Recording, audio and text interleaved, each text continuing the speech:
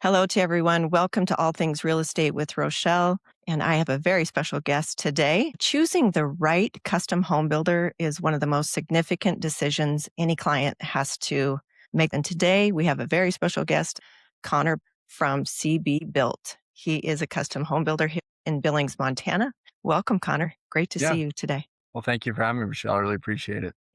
So let's get right into it. How did you get your start in home building, and what keeps you passionate about that today? Yeah. Well, it's kind of a unique path, really. I didn't have an extreme background in it, didn't really grow up in it. Family didn't have a building company or anything like that. I grew up in agriculture in central Montana on the family farm, which we continue to operate up there in the central Montana area, and just kind of found my way to Montana State eventually and into construction engineering. And then started out in the commercial construction world, working, in hospitals, schools, things of that nature, and kind of stumbled in residential construction actually, and just really fell in love with it, fell in love with working with clients, helping accomplish goals, dreams with the homeowner, and really took off with it from there. So kind of a unique path that I would have never really thought that that's what I'd be doing today, and couldn't be any happier to be doing it. So really grateful that's the path that I was led down. What do you feel is your home building philosophy? What principles guide you in that home building process every day? Well, the main thing and a major priority for us is the customer. Ensuring that the processes we implement and how we operate is it's always customer first. When we really work towards creating more of an experience than anything else, building a custom home, it can be such a daunting task in a lot of people's lives where you get into it. There's a lot of it's just the perception of the building process can be stress, changes, the unknowns, the uncertainties that can go into it. And so for us, it's really taking the customer and creating an experience that allows them to really enjoy it from the beginning.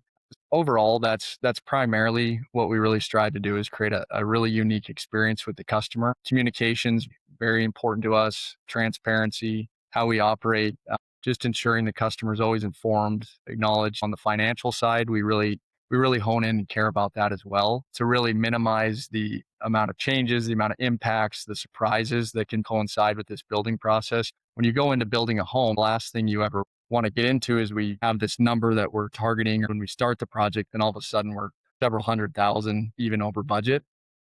That's really what can derail a project, the experience, everything. And so some of our key principles that they definitely are communication, customer first, organization with our trade partners and how we operate, and then the financial piece of it as well is really important to us. Do you have a certain price point that you like to build custom homes, or are you pretty broad? Yeah, we're really broad, and that's something that's extremely important to me and something that I'm really proud of, to where we've really built kind of the full spectrum here in Billings, from the economical price points between pre-sold townhomes, smaller single family custom homes, all the way up to 4 to 5,000 square foot, $2 million projects. It's something where we really pride ourselves on that we're capable of doing a lot of things. We really, just kind of the nature of how I grew up in agriculture, you naturally become very diversified. And that's something that we have implemented into our business as well today. So we love working with customers on a very broad scale, project type, complexity. It's something that we really enjoy.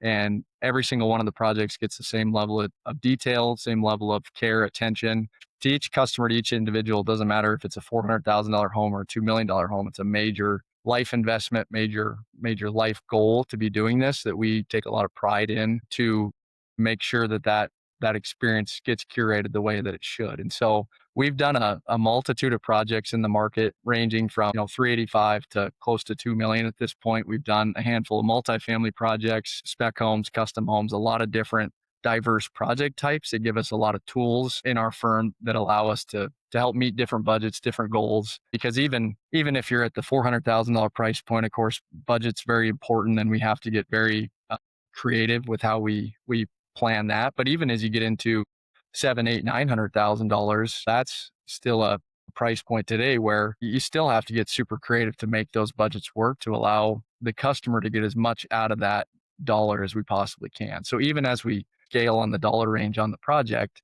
we still have a budget to meet. We're still trying to create different avenues within the budget to get as much as we can out of the dollar. So we really like to build a range of product types, and we work with a range of customer types too. So it's a lot of fun. So what do you think sets you apart from other custom builders? Yeah, well, I mean, first and foremost, it's our team. So we're a construction management firm. We don't self-perform any of our work, which means we rely heavily on our trade partners. So one of the big things that I really try to hone in on and say all the time is that we don't have subcontractors, we don't have framers, we don't have concrete guys, we don't have electricians. We have trade partners, and it's really important to us that we continue that philosophy. Over the last 4 years in the market, about 90% of the trades we work with have done 100% of the projects we've built, which is extremely important. So that really sets us apart. I would say our team from top to bottom is one of the best in the marketplace. It really sets us apart to where we can really rely and trust these individuals heavily. We've worked together a long, long time. We each understand the expectations of what the customer needs to get.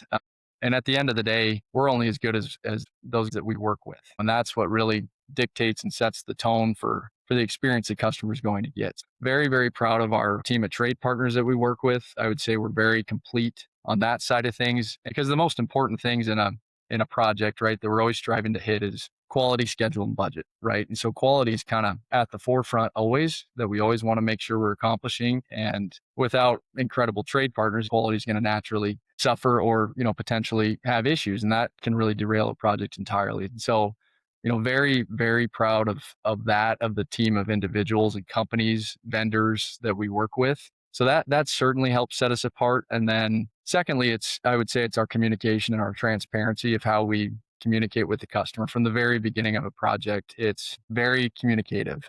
It's an experience we're trying to create. And if you as the customer aren't being communicated to, if you're not informed of what's happening, if you're not aware of decisions you need to make, what's happening with your budget, with your schedule, with different components of the project, you're going to have poor experience, right? Because you're always going to be left in the dark or unsure of what's happening or what's happening with my house today, because it's a major investment. You need to be informed. And so communication is extremely important to us. With how we're oriented as a firm, we're able to spend a lot more time communicating with the client. So that's something that I'm also very proud of. And then lastly, and I've kind of touched on it briefly as well, as the financial piece of it. So with our background, the other project managers we have on our team as well, a lot of us came from the commercial construction background, which is slightly different than the residential construction industry, to where when you're working on these types of projects, your financial modeling, your budgeting, your estimating, it's just kind of done it in a different way. And we've taken those principles and applied it to the residential market.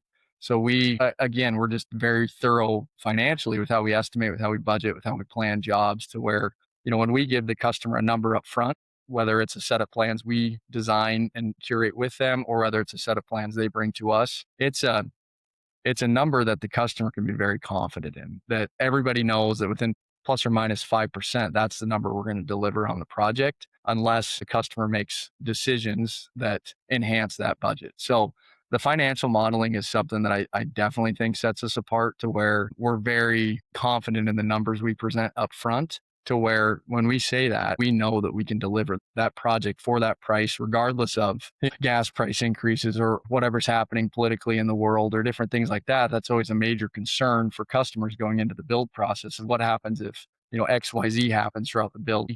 With our loyalty, with our trades, with our vendors, with how we estimate and how we calculate contingencies, we know that we can deliver the project for that number going into it. So those are kind of the big three that set us apart. First and foremost, it's our team, how we're able to communicate. We communicate with the client, and then the financial piece of it is something that I know a lot of people struggle with in this residential industry. You go into it and you have a price, then all of a sudden, it's 60,000 more for whatever reason. And that's something that we really pride ourselves in, that doesn't happen very often.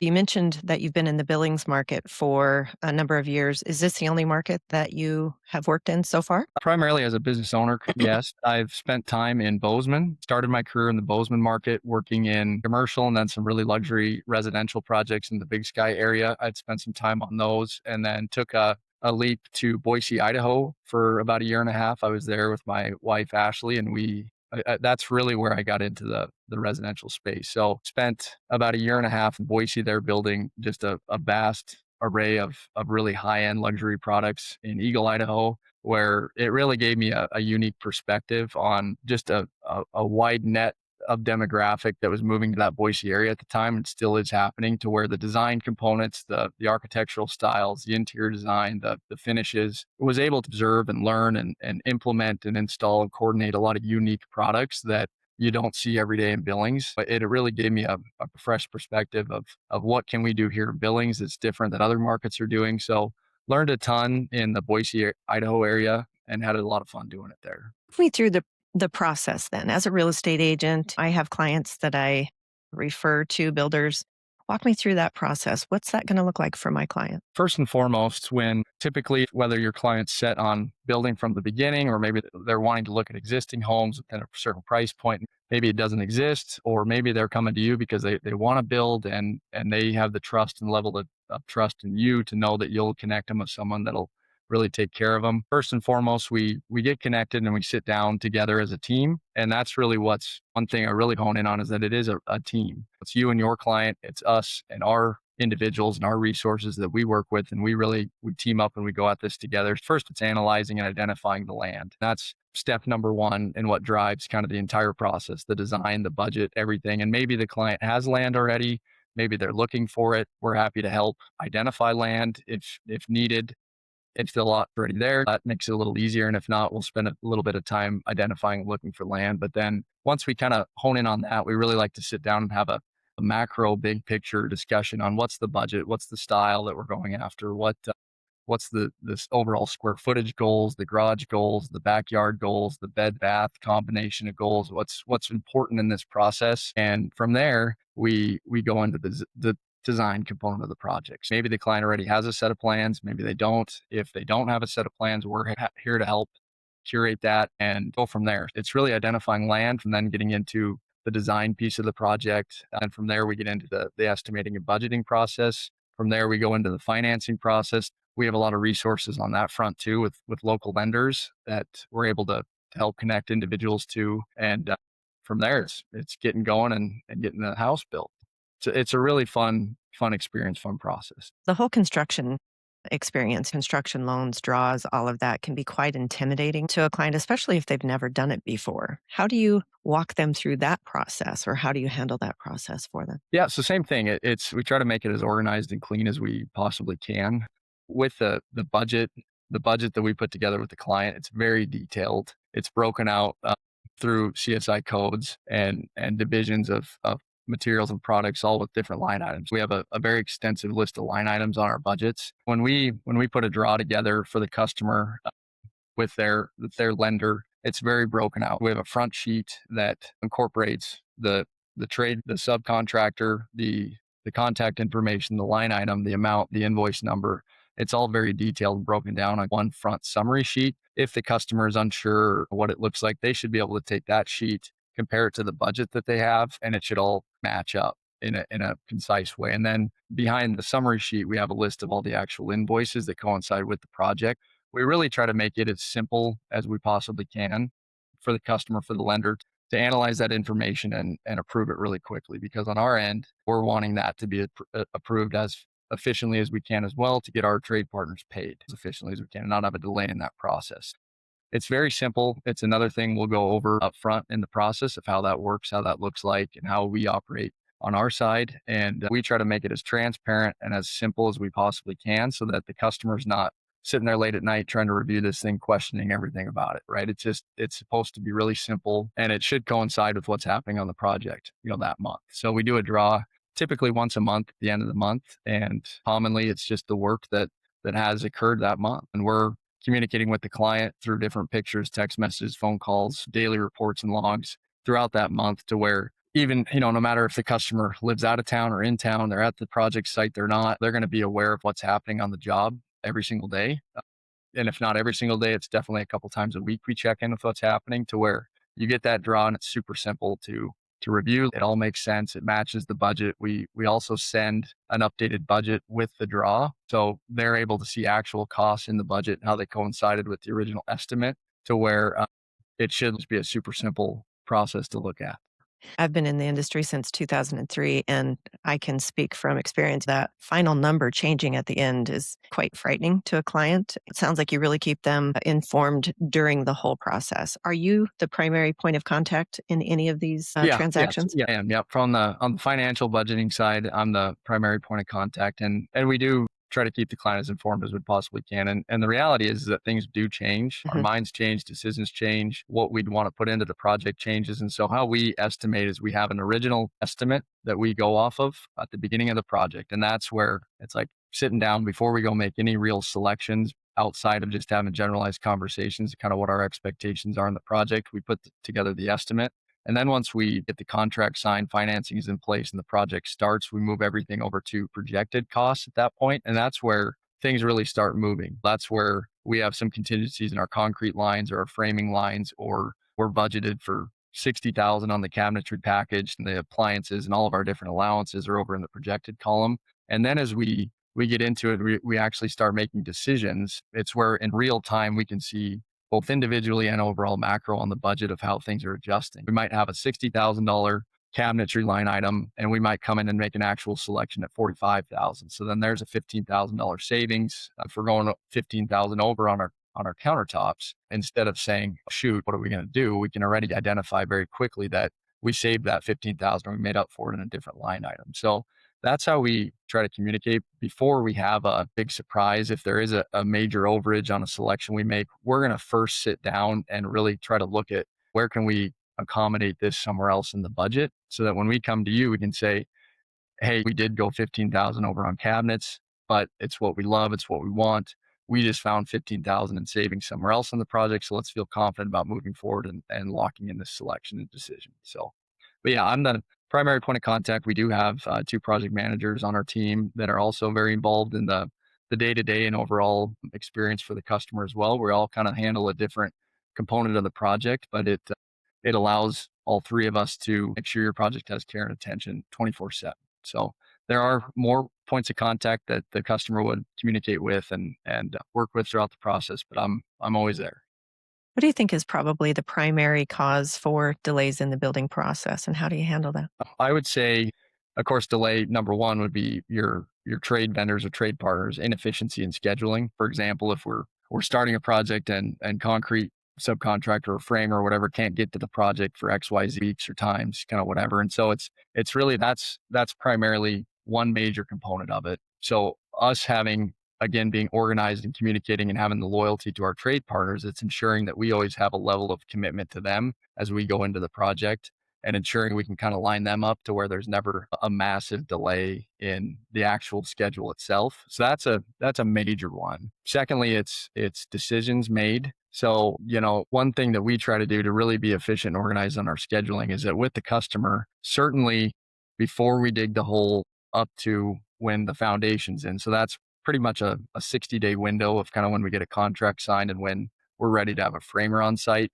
We try to make at least 90% of the decisions with the customer before we even going vertical with the house. And the way we're able to do that is we spend a ton of time up front with the customer. We line them up with all of our designers, all of our trade partners on vendors to make these decisions. I mean, we're there with them to help guide them through it. We don't just send them out on their own. We go actually with them and help navigate that experience as well, just to ensure we're not getting into that financial situation where we're making a selection that's way over the budget. We try to be very organized in the selections and the decisions made early. And when you are able to do that, then as we really get going into the process, it's full accountability on us at that point, not the client, to where we have all the decisions made. We have everything ordered, everything selected, designed to where we can just now efficiently cruise through the project. So that's a major component of it as well. Within the first week of a contract sign, we have windows ordered and selected and designed with the customer. We have garage doors and we have appliances. So those are kind of the three major items Mhm. that we have ordered the day within the first 7 days of the contract sign. Those items are ordered, and then we just instantaneously jump right into the kitchen and bath design, and we just kind of roll with it. So if on our end we're able to organize that experience for the customer and get those decisions made early, there should never be a delay on our end on the project. Yeah. I would say those two kind of components, and then changes in the plan, of course, can create delays as well if the actual building set changes. But same thing there, to where certain customers are going to know exactly what they want. It's easy, it's done. This is the plan, the house, the floor plan we love. Let's go build it. Other ones they want to really study it and take their time, and we try to allow as much time as the customer wants. And so we certainly don't pressure or rush that process. I could say confidently we really haven't had a major revision or change in plans mid build ever, because we'll spend 30 to 60 to 90 days, whatever it takes to make sure that plan's done and decided on and finalized before we even start going, to where same thing, that can't be another reason for the project to actually delay once we start. Those are pretty much the main components, I would say, that we try to control really well. So you do residential and you also, from what I'm hearing you would do commercial build as well.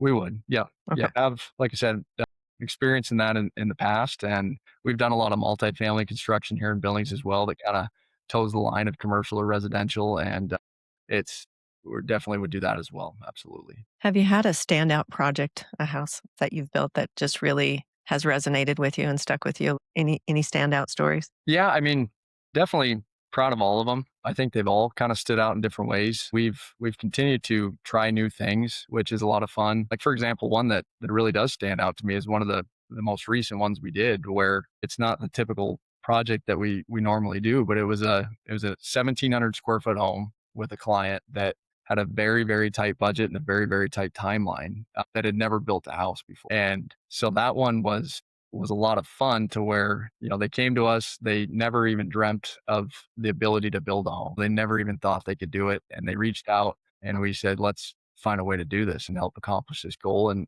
do this together. And so we designed a house that I knew would fit the budget. It fit their needs. They were super excited about it. And we came within $100 of the original estimate on the final project, and we delivered it in 4.5 months. And so that one, again, it wasn't a $2 million house we built that really stands out from a luxury or Instagram experience or anything like that. It's a very economical home that we were able to work with the client and really help accomplish a goal for them, a dream that they never imagined. That one really stood out due to our flexibility on the value engineering side to really hit the budget exactly what it needed to be for the customer, get them everything they wanted to where they're super happy, and we hit a timeline they needed to hit as well. And so that one really stands out. And then of course we've done a lot of larger, bigger projects that have been a lot of fun, upwards of $400 a square foot, guest houses, golf simulators, mother-in-law suites for a family's, not aging 90-year-old mom that's moving in with them. I mean, just a ton of different stuff that's been a lot of fun, but all of them are equally as important to us, and they've all been a lot of fun. You've spoken briefly. You have a design team, architects, you draw your own plans or can. What if a client wants to bring their own? Is that Yeah, something we're that we're you super about? super happy to do that. I would say about half of the custom home projects that we build are that scenario where the customer brings a set of plans to us. Okay.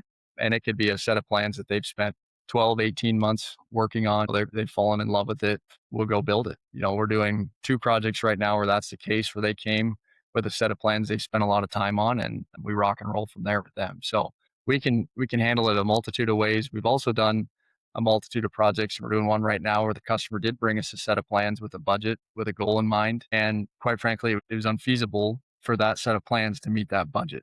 So we took that plan and we modified it, value engineered it to get overall what the customer was wanting in the project, and trimming the items that aren't as important to them that they didn't even understand until we started discussing it. So we revised that set of plans they brought us to help accomplish that budget goal for them. So we've done it in a lot of different ways. My background is engineering. That's what I went to school for. And so that's another thing that sets us apart, is being able to analyze, dig into plans, value engineer things, look at different roof profiles. How can we get the truss package as economical as we can? How can we make the floor plan as efficient as we can? A lot of people think they need 4,000 square feet. And it's like, well, maybe we can get away with 3,500 square feet if we just trim out 500 square feet of wasted space, right? Then that can reduce the overall costs on a lot of the hard costs, which are lumber, concrete, roofing, things like that, that give us more money to put into the kitchen, right?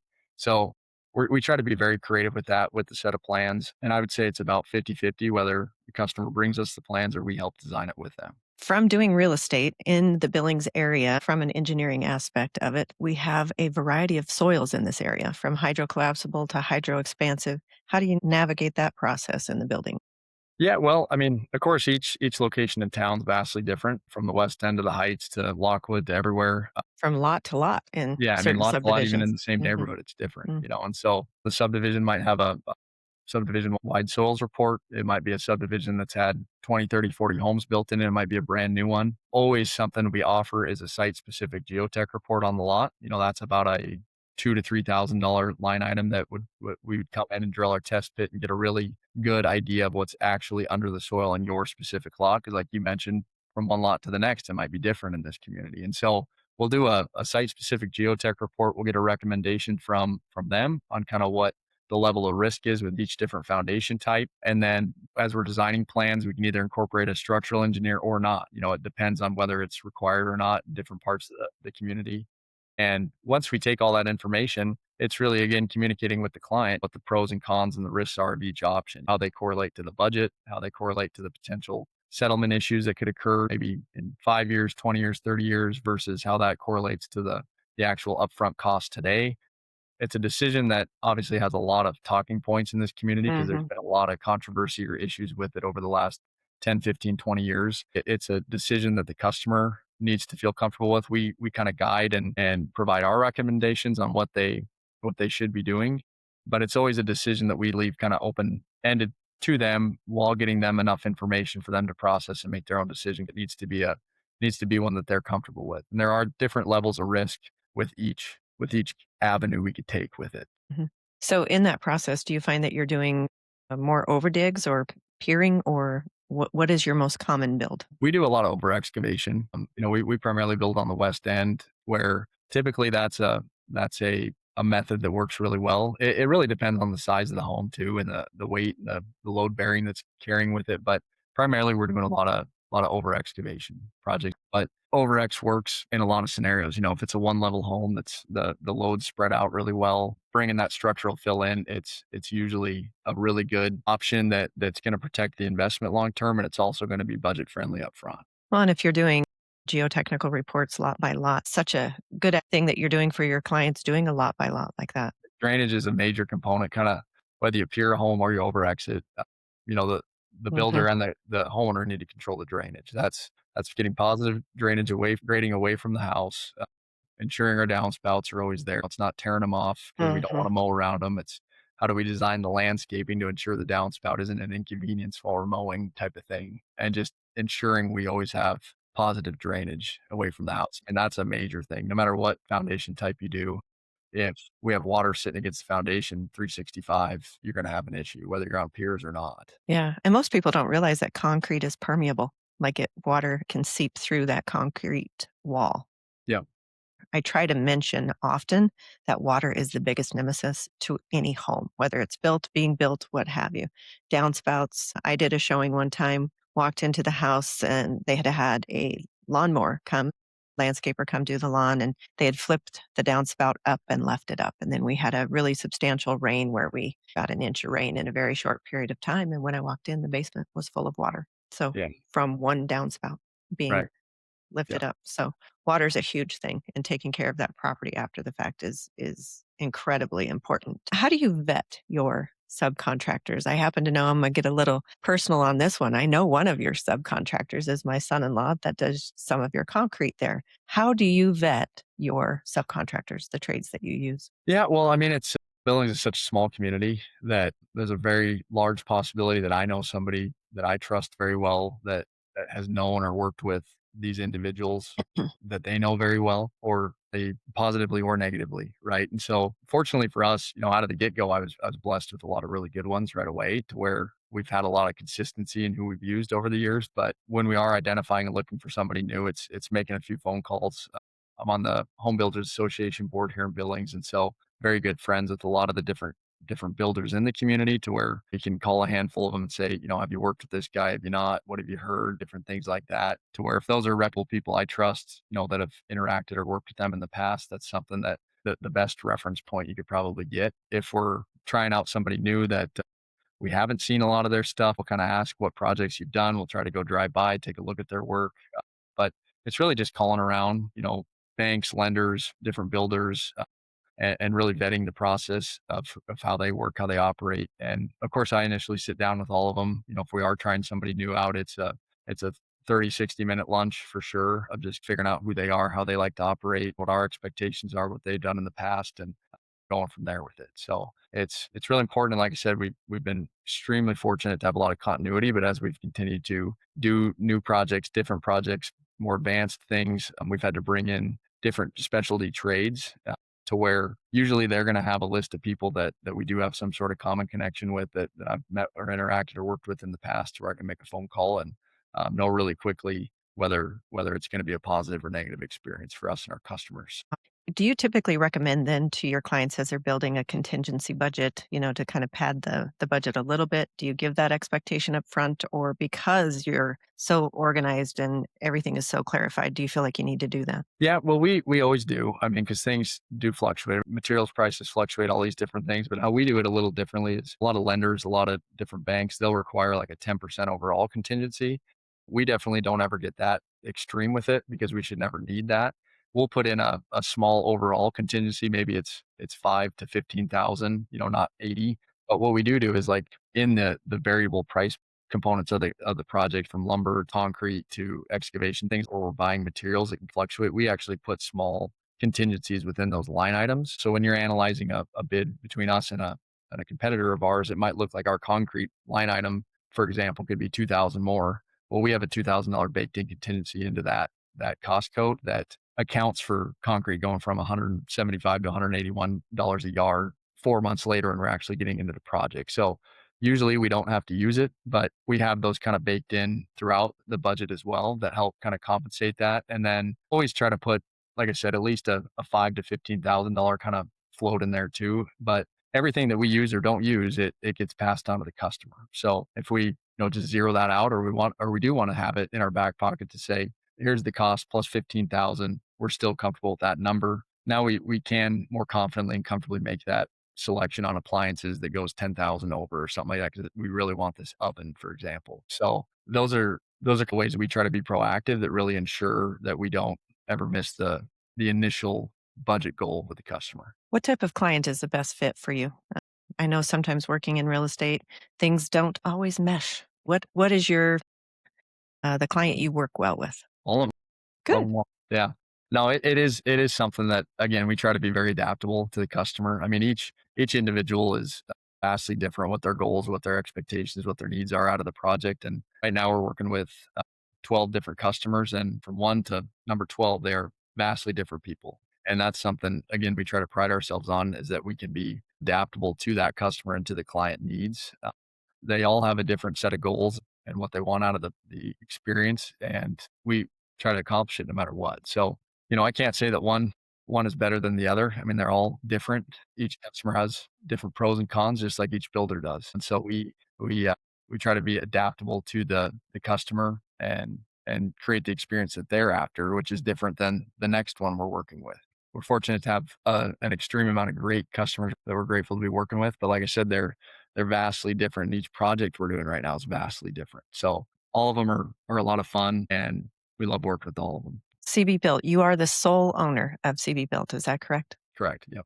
Yes. What do you see for your company in the next 5 years? What are your goals? It's primarily to be a trusted source in the Billings market for residential construction, custom homes, multifamily spec building. It's to be a point of contact that can be trusted with whoever you refer us to, whoever wants to work with us. It's to be someone that's thorough, professional, that stands out, does things a little bit differently. It just has a reputation of quality and organization and pride in what we do. That's primarily the overall goal, is to be a firm that can be called on by anybody, anywhere, that when you call us that you're going to be taken care of, that you can trust the partnership, the investment you're about to make, that it's going to be an experience that you dreamed about, that doesn't turn into a frustrating experience where you're over budget, over schedule, negative in any way, right? So we want to be that, and we want to just keep showing up and doing a great job every single day, treating people the right way, taking care of our clients, our trades, our customers, and doing it after the fact too, on the warranty side of things, standing behind the work we do and who we are,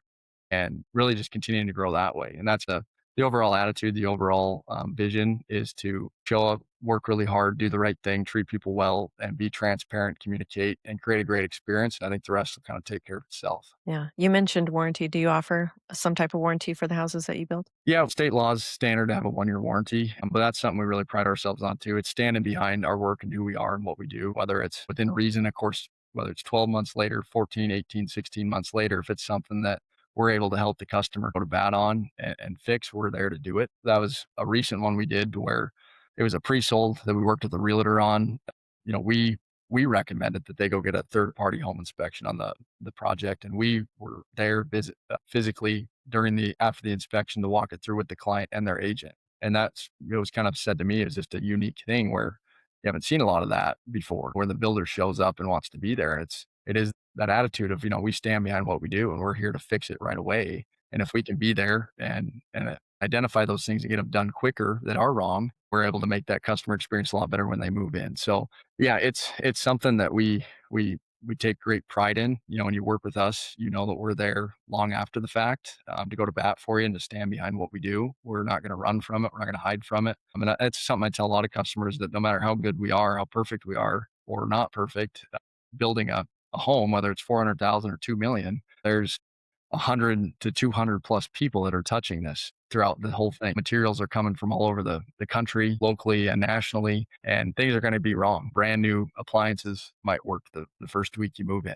Different things have happened to us in the past where it's just part of the process. And those can either be a frustrating thing or how do we combat them and mitigate them and get ahead of it and fix these items. So Hmm.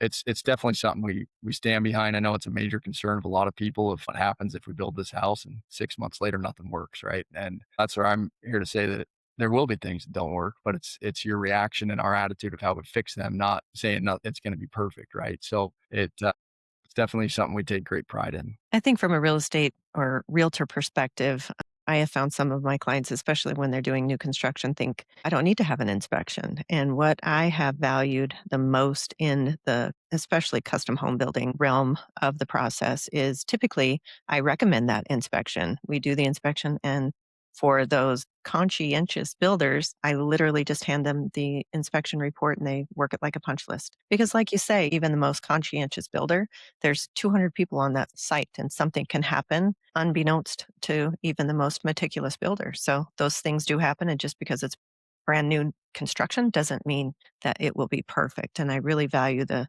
builders that come in and do those repairs or fixes as a punch list item, and then we're good to go. So Yeah. love that. Well, it's great Yeah. too to have a kind of a fresh perspective and third party come look at it because that's the other thing. It's yeah, no matter how meticulous we are, our team's been inside working on this project in the home for 5 to 9 to 12 months straight, almost every single day, to where we almost kind of start.